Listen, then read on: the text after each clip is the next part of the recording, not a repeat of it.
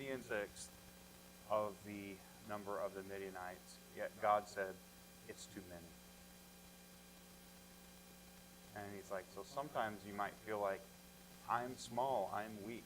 And sometimes God will say, you're not small enough. You're still trusting in yourself too much. Pastor Chapel has a way of being able to put things into a way that's pretty unique and pretty good to hear. Brother David, your call. I mean, you've got Savannah. I think that's the only one. If you guys want to hang out here, you're more than welcome to. All right. All right, good. All right. So this morning we're going to continue then. Last week we looked at, we started our section majoring on meekness, and we're in Matthew chapter 5. And the initial section of the Sermon on the Mount. Matthew chapter 5. And we had started with the Beatitudes and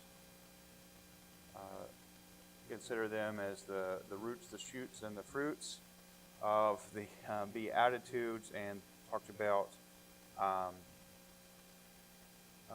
the order that is present there, that all they that live godly will suffer persecution. There's a difference between our reputation, what others think of us, and our character, what God thinks of us, and that blessed is not what we have, but who we are. When we die, we leave behind what we have, but we take with us who we are. So our next thing, hey, good morning, guys. Our next part will be, so we started there in Matthew chapter 5, but I really should have had you go to start in Numbers chapter 12, verse 3. Just wanted to make sure that you brought your New Testament with you today. Numbers chapter 12 and verse 3. Numbers 12, verse 3.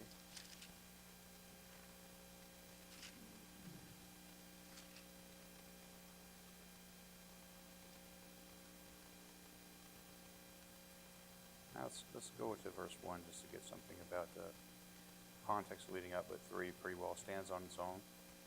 Miriam and Aaron spake against Moses. Who are Miriam and Aaron? Yep. Sometimes the most challenging people and the most blessed people in our lives are our family. So they can be both a blessing to us and a hindrance to us. We have to act as well, without getting too far ahead of the schedule here, we have to act as Moses did. He took the times that they were a help to him and was grateful for them and used the help. And in the times when they were opposition to him, he called them out on it, went beyond. So Miriam and Aaron spake against Moses because the Ethiopian woman whom he had married, for he had married an Ethiopian woman. Now, this is a fascinating point. Who is condemning of Moses for marrying an Ethiopian woman? You know who never does? God. God never called him out on that. Sometimes we make a whole bunch about what other people think. Well, they think this, they think that, and God's never said a single word against it. And, we've got to carry on with what God says, and there's a lot of other static, and Moses was fine. And they said, hath the Lord indeed spoken only by Moses, and hath not spoken also by us? And the Lord heard it. So they are also wanting his power, his authority. They want to have a voice at the table, not just a seat. But now then we see our point that we're trying to get to here. Now the man Moses was very meek, above all the men which are upon the face of the earth. Now that's an amazing statement, isn't it? Like, we sports people are like, he's the best hitter in all of the world, or he's the history's all-time best pitcher, or whatever else. Or if I was starting a team, I'd put him on my team. Or we might say he's the world's richest man, or she's the world's most influential woman. All those are pretty big things. But if God says you're the most of something that he counts as valuable, that's a big deal. That's a really big deal. And Moses is, we've seen this a few times we can see that Noah, for example, found grace when practically no one else found grace. We can see that Job was patient and righteous above all the men on the earth. Mary was highly favored among all the women on the earth. So we can find that God doesn't play by little league rules. He's not like participation trophies. He does like measure these things, and that's okay to measure. Moses is the most meek person. When you think about Moses, huh? Yeah. yeah, he must have been. It must have been. Must have been a pretty difficult section right there. So yes, he's. So God hears it. Then this thing is written here. Pretty fascinating. And then verse 4, and the Lord spake suddenly unto Moses, and unto Aaron, and unto Miriam, come out ye three into the tabernacle of congregation, and they three came out. Now, when my three kids would get in trouble like this, then something was going to go down. Like all of you guys are going to stand here in front of everybody and hug. It is like you're going to hold hands in front of the whole town. Is what we would do, like when they were fighting. And you can almost like get that like parental force that's coming down on them right now. You all three of you come out here. And the Lord came down in the pillar of the cloud and stood in the door of the tabernacle and called Aaron and Miriam, and they both came forth. And he said, hear now my words. If there be a prophet among you, I, the Lord, will make myself known unto him in a vision, and will speak unto him in a dream. My servant Moses is not so, who is faithful. My servant Moses is not so, who is faithful in all mine house. With him will I speak mouth to mouth, even apparently, not in dark speeches, and the similitude of the Lord shall he behold. Wherefore then were ye not afraid to speak against my servant Moses? And the anger of the Lord was kindled against them, and he departed. So, and they were glad that he departed. This is a fascinating passage because you see something about meekness here that doesn't fit with current paradigm, and that is that meekness isn't weakness. Meekness is mighty. Moses is the most meek person on all of the earth, but I think that we could argue that he was also maybe the strongest person on all the earth. He is able to go and stand before Pharaoh. And before he fled into Midian, remember, he was just about ready to face down the whole Egyptian army and take up a fight against them. It looked like that he was maybe even about set to instigate a rebellion. It didn't happen, and so then he flees because he recognizes at that point he doesn't have street cred with the Hebrew people, that they're just going to line up against him, line up behind him, so he gets out.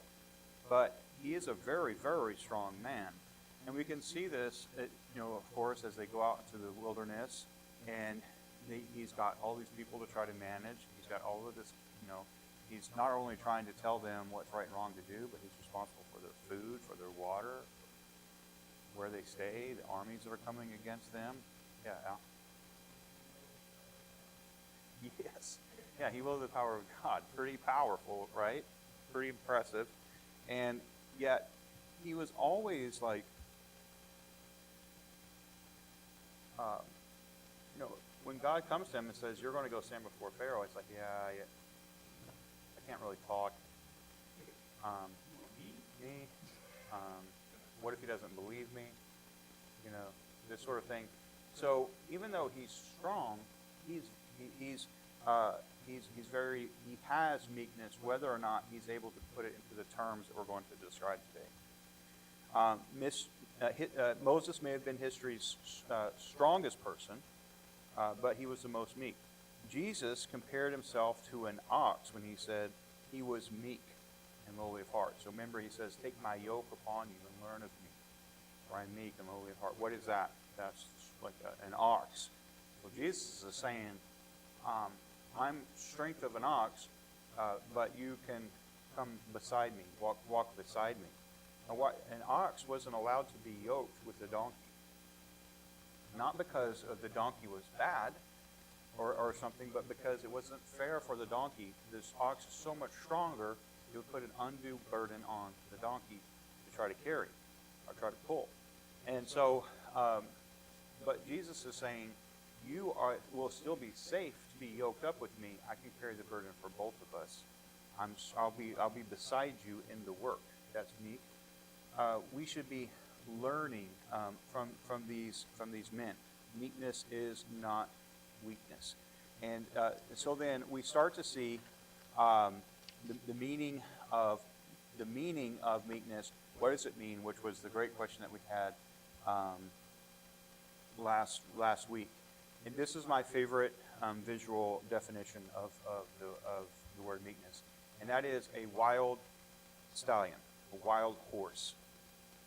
When I think about a wild horse, it kind of gets me excited. Like when I'm up by Fort Lewis McCord, and there's those jet fighters in the air.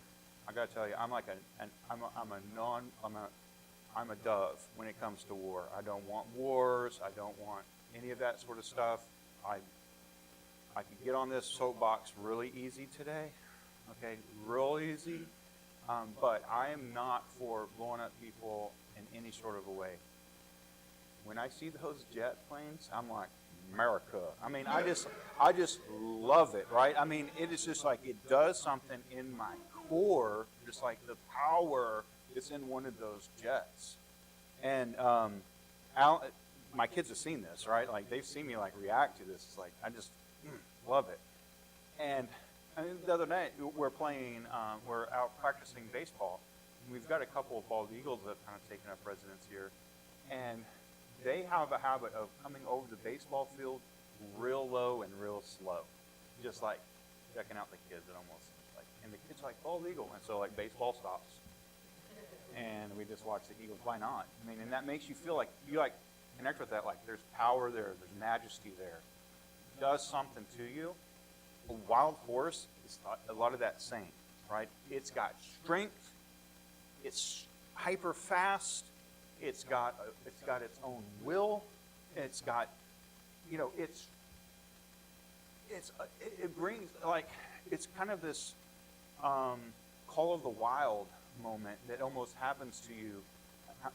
Did any other of you guys read Call of the Wild? It is a rite of passage for men. You should all read Call of the Wild, at least guys.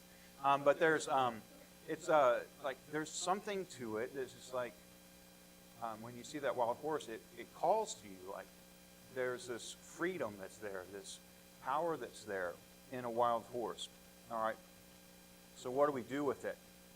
There is the Buddhist, I would say, the hyper-feminist, and I say that, don't think that I'm like against women's rights or some sort of thing. I am not. Women should vote. Women voted in Acts chapter 1. We talked about a great woman in the Bible here today. Women married me until she got in trouble, but she wasn't a bad person. She was a great woman. All the guys get in trouble too. So that's not what I'm saying. I'm saying the things where the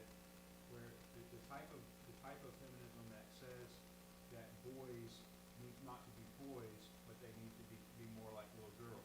This is a big, big, big problem. When we tell little boys that they should deal with their problems in the same way that little girls deal with their problems, we hobble them. We hurt them. Vice versa. We shouldn't tell little girls that they're the same as little boys in the way that they deal with their problems and the way that they grew up. This is leading to some real harm in our young people that have grown to be adults now. So if we had this wild horse and we wanted to try to control it, we could hobble it or cripple it. My dad is still a cowboy at heart, and he sometimes is a cowboy in practice, and he likes to take off into the sawtooth in Idaho by himself for like 2 weeks. It makes me so nervous, not because he's already had heart attacks and because he might be diabetic and all this sort of, just like, there's no reason why I'm worried about him being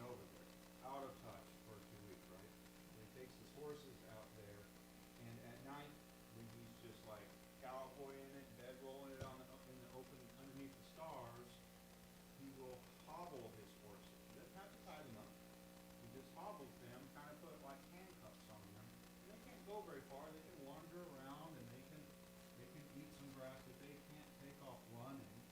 Um, and they're just kind of hobbled up. They are still a powerful animal who can run fast, carry heavy burdens, go up and down the mountainsides, and do all that stuff, but they are hobbled. They can't do it because of that restraint. You've seen the movie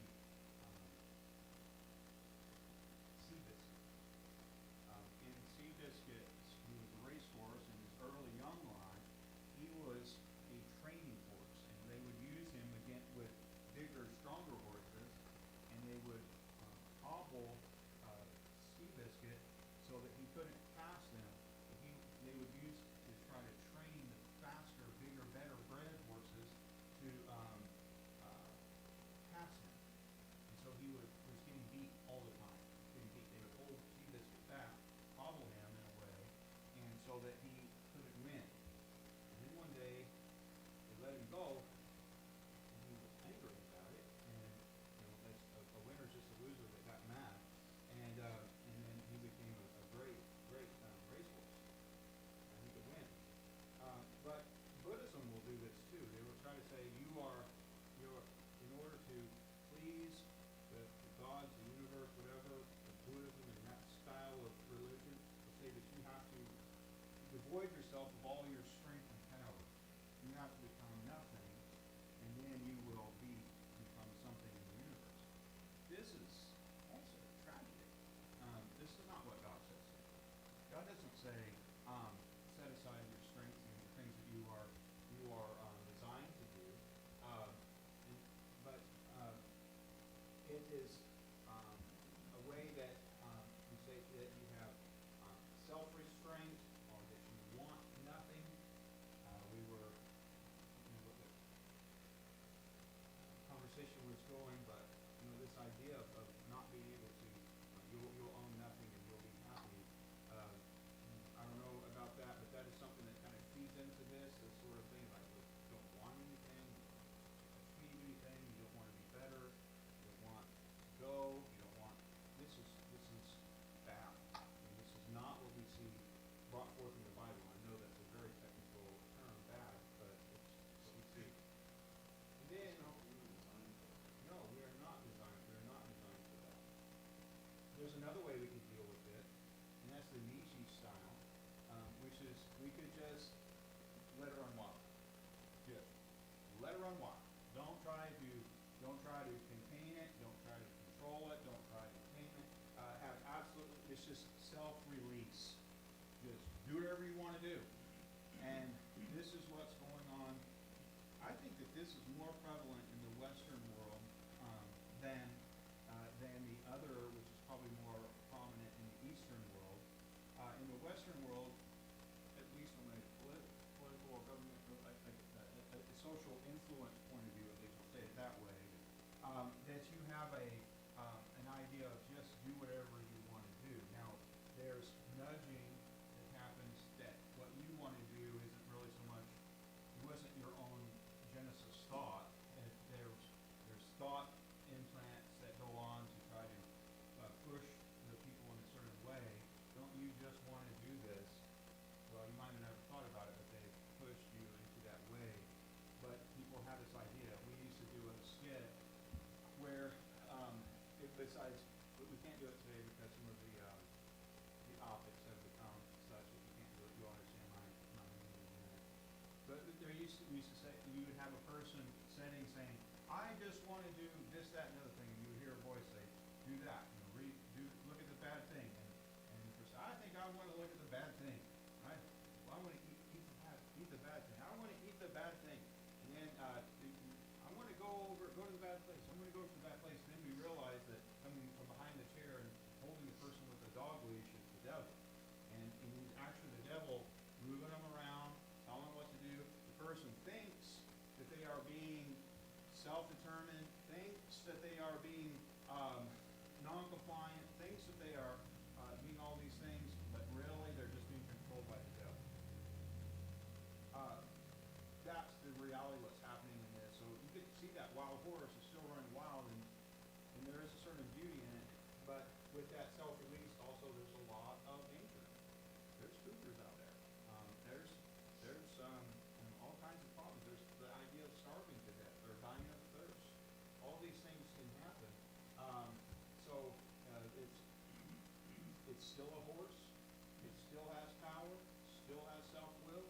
Still has all those things, and it's not doing a lot of good.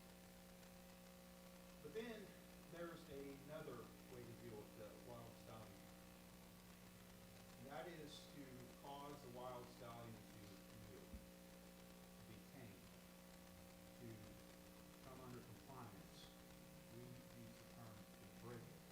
I can remember my dad and my uncles out in a round pen with a young wild horse, and they were taking turns getting thrown into the wild pen from off the back of the horse that they were trying to break it, trying to get it used to being under saddle. My uncle George would take them into the pond, take the horse into the pond. Now we get onto the horse, harder for the horse to buck, lot softer landing. And so those things. Now, when a wild horse comes under the control of the master, you can look in Romans chapter 6. Romans chapter 6 and verse 9.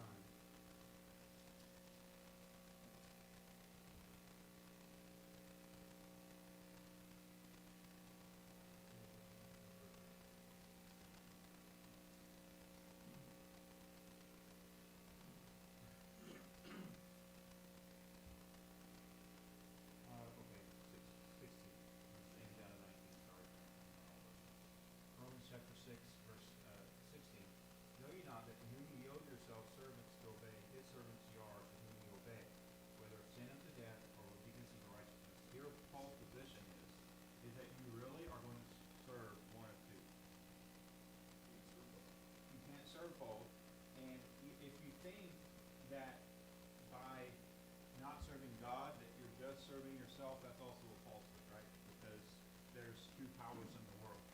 There's God and Satan, right? And that's the only two. So you are going to serve one or the other. Notice that also the word serve. It's a servitude. Well, I don't want to be under the burden of Christianity. I don't want to be under that archaic book and those laws. Well, you're serving something. Okay, it's your call. Verse 17. But God be thanked that ye were servants of sin, but you have obeyed from the heart that form of doctrine which was delivered unto you, being then made free from sin, you became the servants of righteousness. I speak after the manner of men, because the infirmity of your flesh, whereas ye have yielded your members servants to uncleanness and to iniquity unto iniquity, even so now yield your members servants to righteousness unto holiness. So what do we see here? We see a control through the master. We see a yielding. We had here our beatitude. We have meekness, this yielding. There's a broken horse, a yielded horse. It's still a horse. It still has the same strength. It still has the same drive. It still has the same instincts, the same speed, the same power. But that power is under control of the bridle. Now there's meekness in that horse. I've seen my dad take the horse in the round pen and start to work it around the pen, and the horse is fighting, doesn't like the halter, doesn't like that. The horse is fighting, Dad's working around it.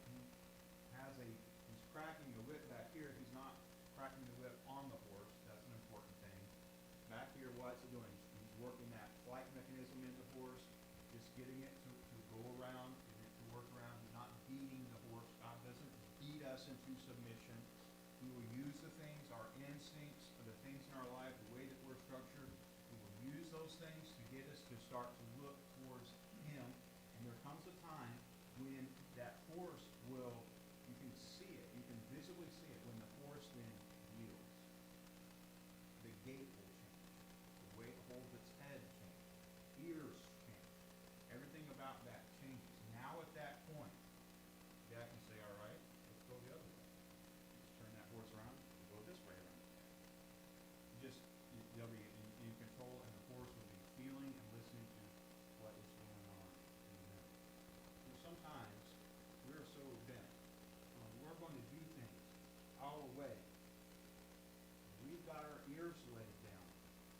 got our neck flexed up.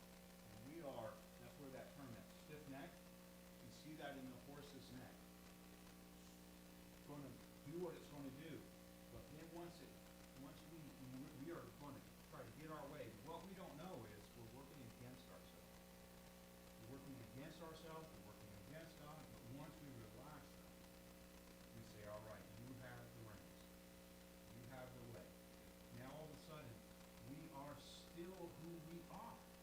We've not set aside who God created us to be. We've not set aside our strengths, our talents, our ambitions. But we have yielded all of those things to God. And now He can do what He wants to do with us.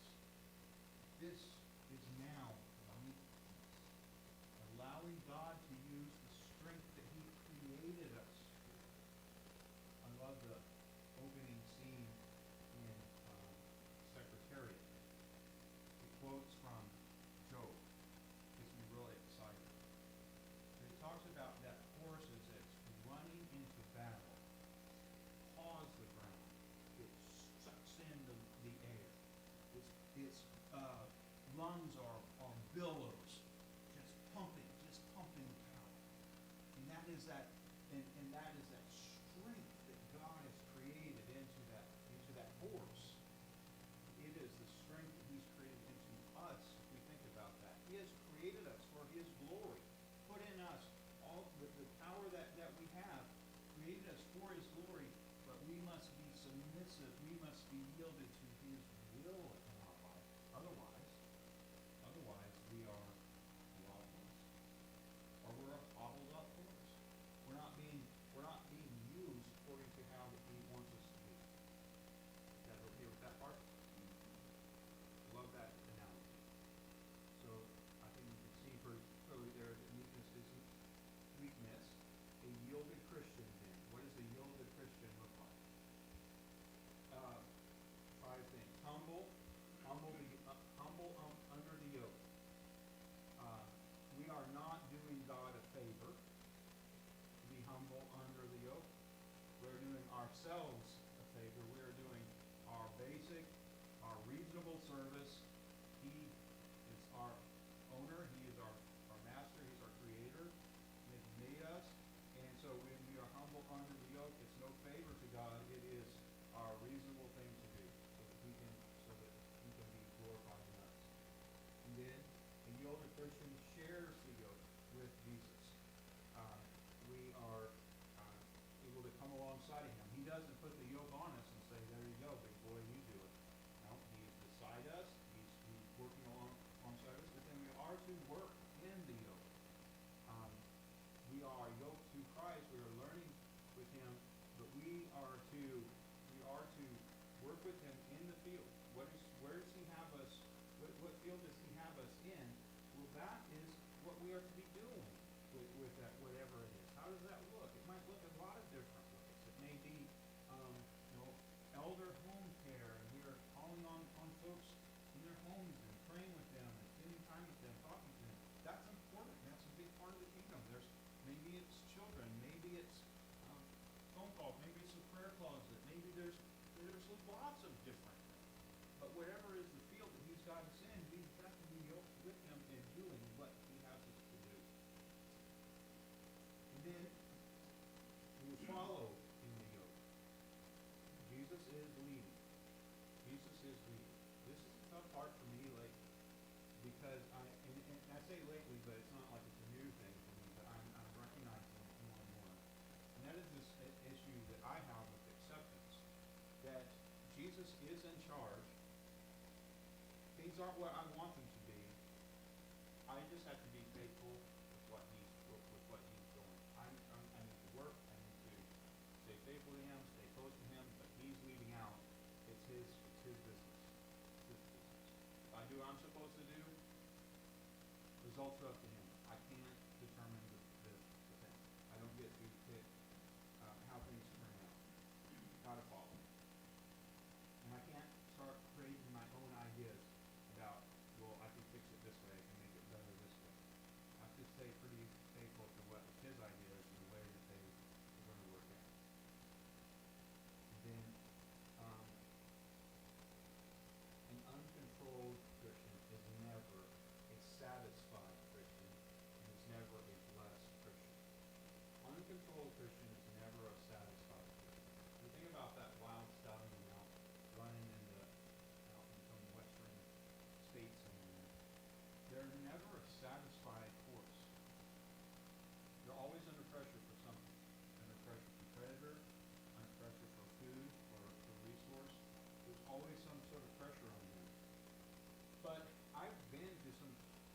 horse farms, and I will say that there are some very satisfied horses in those barns and fields. Yes. So I'm a horse person. I don't have a horse now. I had a horse.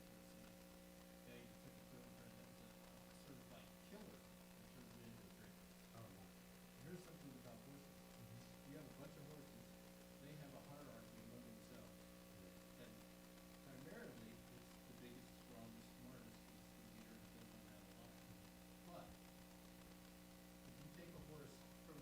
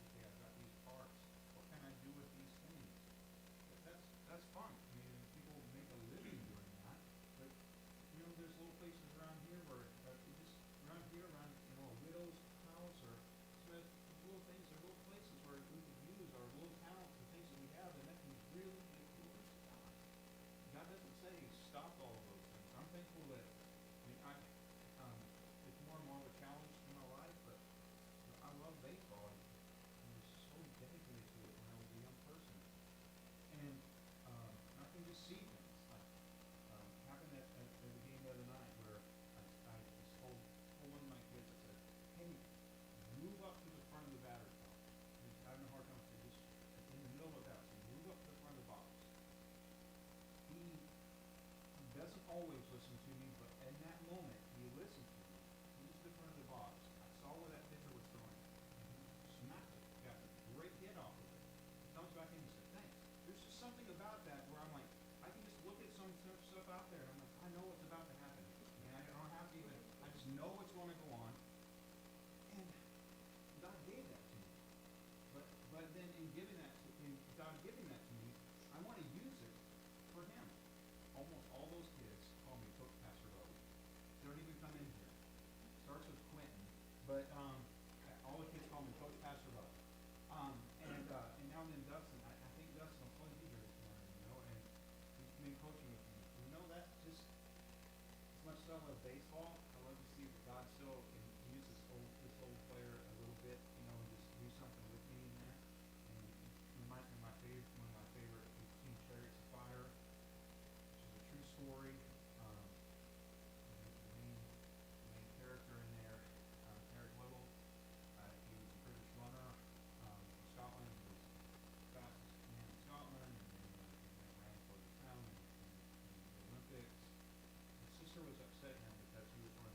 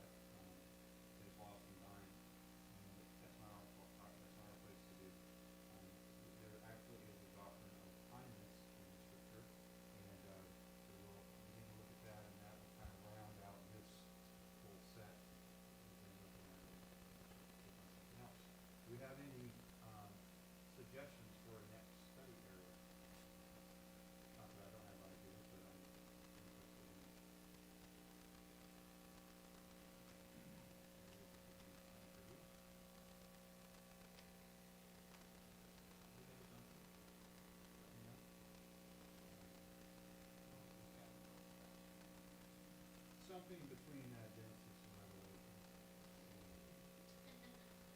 Yeah, but, yeah, it could, we could be topical. It could be verse by verse. Sometimes I guess it'd be pretty deep trying to do that, and that can sometimes bog down. We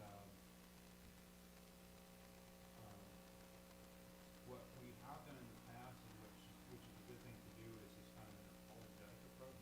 So taking a statement, which is what I have next. I have actually a list of the two statements that I would mind to explore. Oh no, the next section is just the kindness. So that's just probably be a couple weeks or a week or two, and then we'll just kind of we would break from that, and then we just get into a whole different other different fresh air. Yeah. So I was this might be kind of deep, but I think it is something that's current to us. It's just to give you an example is understanding the difference between um, what is called covenant theology, and just trying to understand that that view of the Bible. There's several different methods to try to understand the Bible. I don't believe that people are wrong in trying to understand the Bible, but we have different ways that we organize our thoughts around the Bible. I, for example, am a dispensationalist. But when I say that, I'm not a hyper-dispensationalist. So there's just different views, but one that is creating some difficulty for folks like me if you've never heard about some different things, and we don't know how to talk and share with brothers and sisters that have a covenant perspective. And so if we might try to understand what that covenant perspective is, then without even trying to be really critical about it, if we can understand what that thought process is, then it might help us in fellowship. Even though we